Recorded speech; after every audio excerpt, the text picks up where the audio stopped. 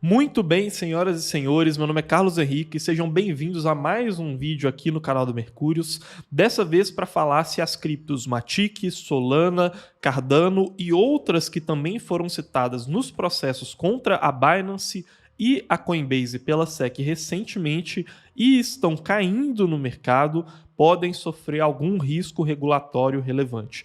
E para quem não ficou sabendo de toda essa história, nos últimos dias a gente teve duas das maiores corretoras do mundo, a Binance, maior corretora do mundo, e a SEC, uma das únicas corretoras listadas na Bolsa de Valores dos Estados Unidos, sendo citadas pela SEC, que é um importante regulador do mercado financeiro americano, e sendo atacadas por, entre outras acusações, fazerem uma negociação não autorizada de securities. E só para isso aqui ficar um pouco mais tangível, aqui estão as criptos que foram citadas em ambos os processos, também aquelas que foram só citadas no processo da Binance e aquelas que foram citadas só no processo da Coinbase. Então a gente teve apenas no processo da Binance citações a Atom, BNB, BUSD e COT, Solana, ADA, Matic, Filecoin, Sand, Mana, Algorand e AXS citadas em ambos os processos e Chilis, Near Protocol, Flow, ICP, VGX, Dash e Nexo sendo citadas apenas no processo da Coinbase. E aí isso também já gerou uma certa resposta do mercado. Lógico que essa resposta, essa queda que a gente viu e que foi bem maior do que a queda no Bitcoin, né? Reparem ali, quedas na faixa dos 20% aqui para Matic, Solana e Cardano, que foram alguns dos exemplos que eu peguei, vem se aprofundando principalmente nesses últimos dias. Lógico que existe também um certo panorama macroeconômico que favorece isso, mas a incerteza regulatória parece estar pesando bastante. E para poder entender um pouco melhor o que é essa acusação, né, de estarem negociando securities de maneira não autorizada e aí citarem essas criptos como exemplo, deixando bem claro que são processos contra as corretoras e não processos contra as criptos, é importante a gente dar um passo para trás e entender o que são, afinal de contas, as securities.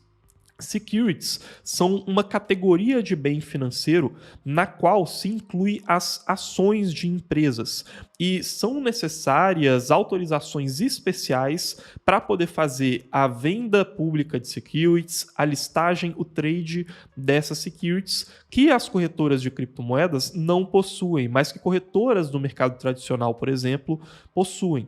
Porém, securities não incluem apenas ações. Para a gente conseguir definir aquilo que seria uma security, utiliza-se tradicionalmente lá nos Estados Unidos um teste chamado de Hallway Test e que foi implementado pela Suprema Corte Americana lá em 1946.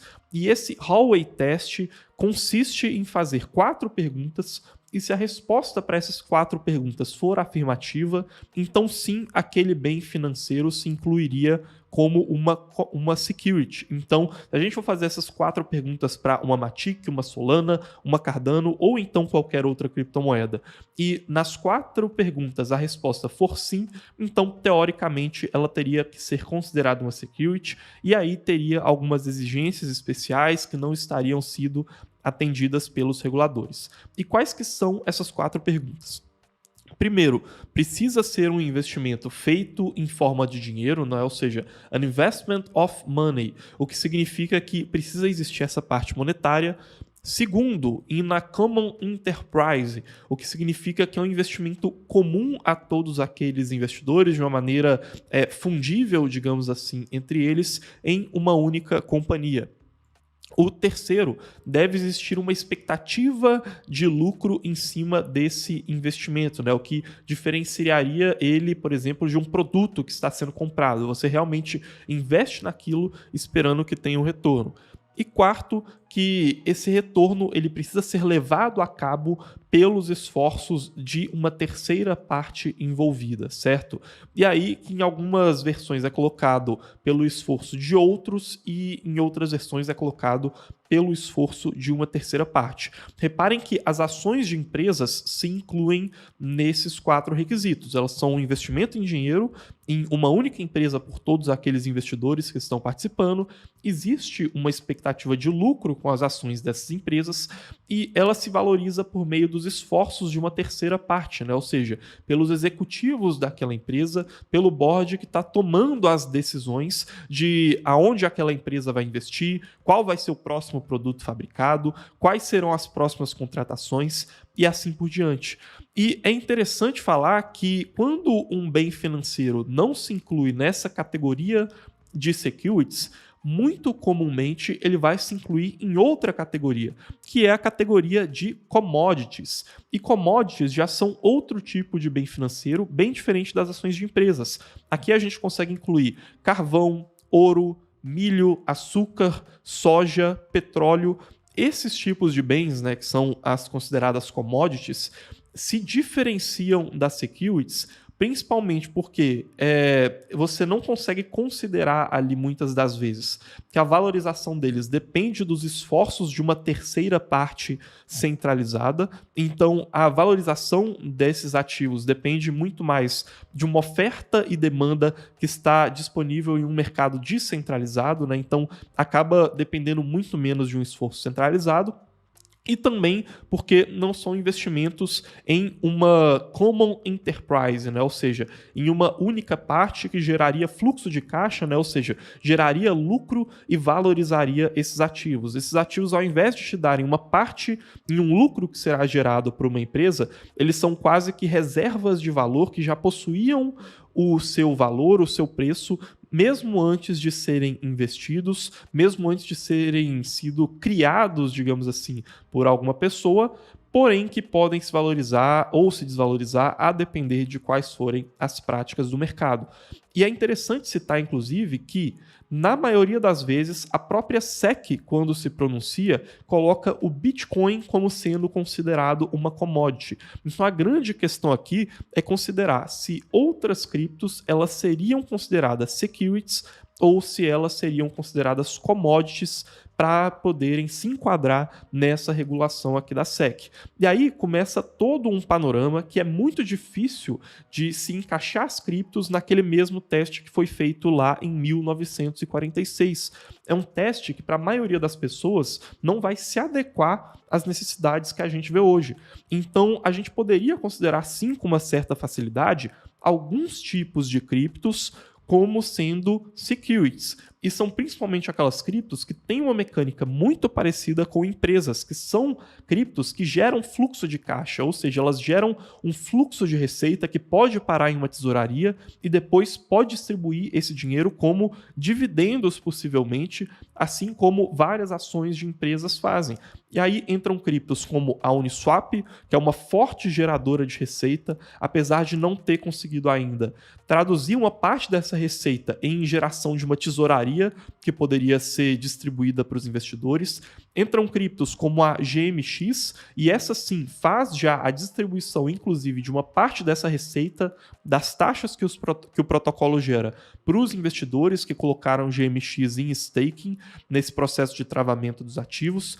Criptos como a Lido Finance também poderiam se encaixar. Nesse caso, a gente vê um meio termo em que ela ainda não distribui dividendos, como é o caso da GMX, mas diferente da Uniswap, a Lido Finance já tem uma geração de receita suficiente para ela conseguir gerar uma tesouraria muito robusta nesse protocolo e com uma expectativa no futuro, inclusive, de poder fazer a distribuição de dividendos. Então, essas criptos, de maneira geral, de aplicações que geram fluxo de caixa, essas sim, na minha visão e pela análise do ROI Test, poderiam ser consideradas securities, porém outras criptos que são citadas, principalmente aquelas criptos de plataformas de contratos inteligentes, na minha visão, pelo menos, se enquadrariam muito mais como commodities descentralizadas do que como securities, porque é como se diz que se o Bitcoin é o ouro digital, a Ethereum seria o petróleo digital, a valorização dessas criptos de contratos inteligentes depende muito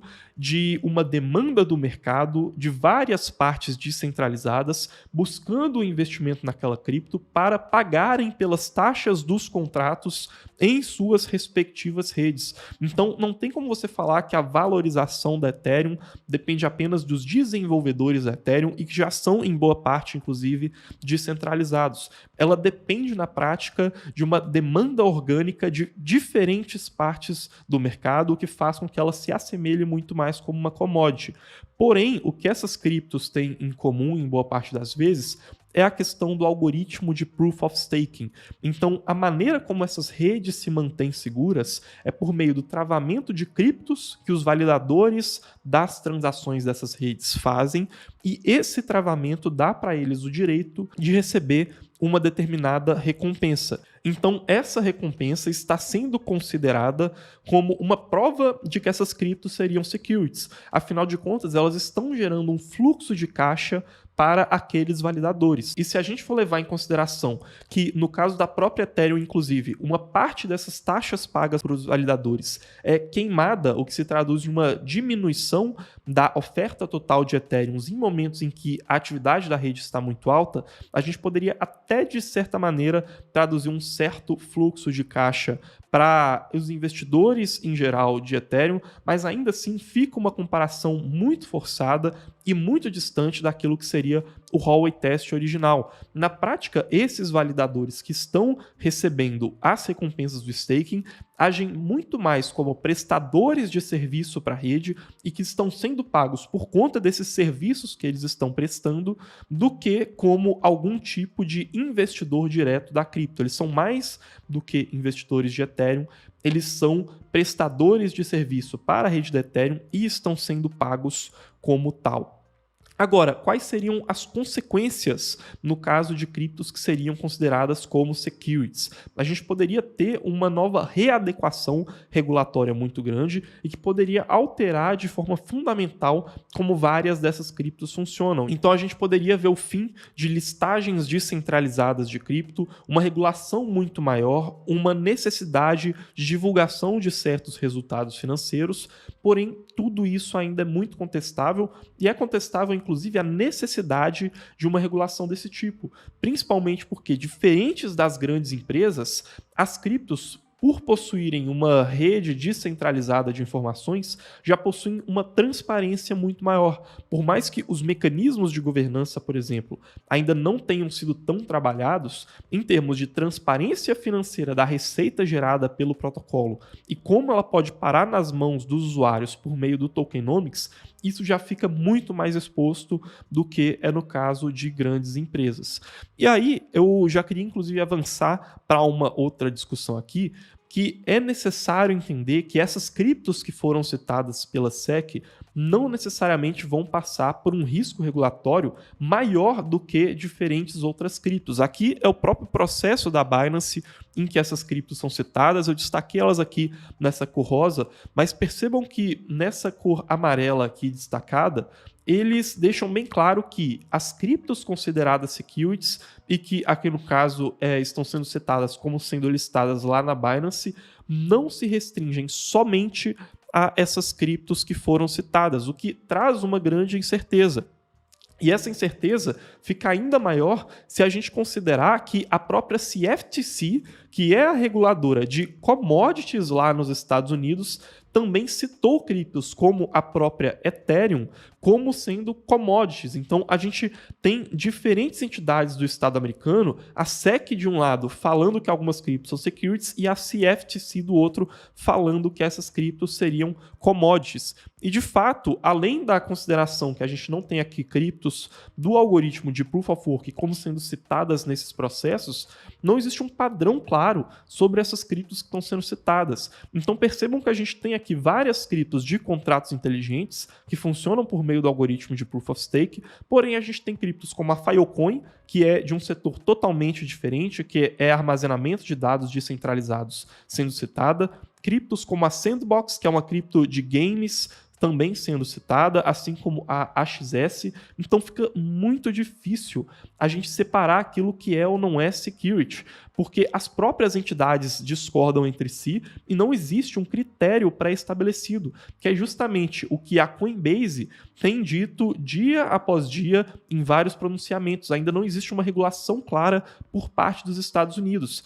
E aí, independente de como vão ocorrer essas mudanças, é muito importante a gente entender que os próprios Estados Unidos estão perdendo por conta disso.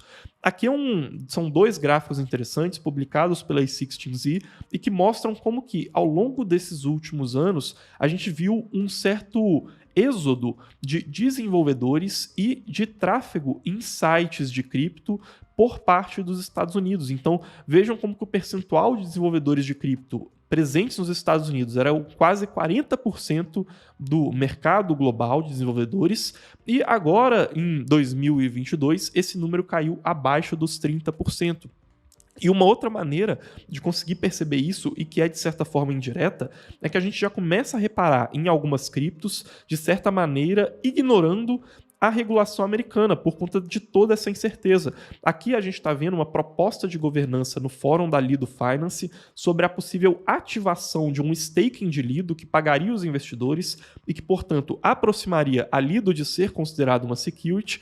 E um comentário que chama muita atenção é esse daqui, em que ele fala que, olha, se a gente for considerar que a Lido, por causa de um mecanismo de staking, seria considerada uma security e for deixar de pagar dividendos por conta disso, logo a Ethereum também seria uma security e, portanto, várias outras criptos também se incluiriam. Então a gente deveria parar de perder tempo com isso e simplesmente agir da maneira como a gente considera melhor para o protocolo.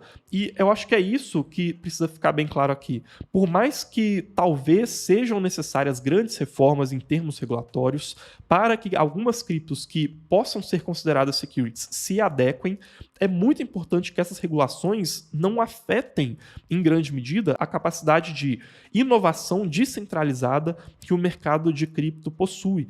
E caso essa regulação afete de maneira tão negativa e a gente tenha uma incerteza tão grande como essa que a gente está vendo nos Estados Unidos, outros países, e a gente já vê esses polos se desenvolvendo, como Singapura, Hong Kong, Dubai, Portugal, Reino Unido, atraiam esses desenvolvedores, esse mercado, por conta dessa alta incerteza. E cripto já não consegue mais voltar atrás. É possível que os Estados Unidos percam muito mais com isso a longo prazo do que o mercado de cripto está perdendo a curto prazo. E por conta de toda essa incerteza que existe agora e sobre essa diferença de colocação de critérios, a gente não acha sequer que faz sentido deixar de investir em criptos que foram citadas. Então a gente permanecerá com os nossos investimentos em Matic, em Ethereum, em Lido, por exemplo, só porque elas foram citadas ali. Não faz sentido para esses investimentos, principalmente porque, como eu disse, existe uma incerteza grande e as criptos que são consideradas securities sequer se restringem àquelas criptos que foram citadas. Porém, quando a gente olha a longo prazo, esse processo regulatório pode sim ser importante caso ele abrace toda essa capacidade de inovação que existe no mercado cripto, principalmente porque vários investidores institucionais de grande porte estão aguardando um processo regulatório mais claro para poderem investir em peso no mercado de cripto. Então a gente, por enquanto, vai seguir aguardando e seguir de olho em todo esse processo, mas é principalmente um vídeo para pedir para as pessoas se acalmarem aqui, porque a gente recebeu muitas perguntas nesse sentido, porque se nem os próprios reguladores americanos concordam com relação a isso, é hora de aguardar e deixar mais claras quais serão as repercussões para o mercado, rever as teses e, principalmente, investir em criptos que possuem diferencial competitivo para longo prazo e para se aproveitarem de todo esse processo. Não deixem de acessar o Minuto Cripto que está aí na descrição. Nos vemos em próximos vídeos aqui no canal e até mais.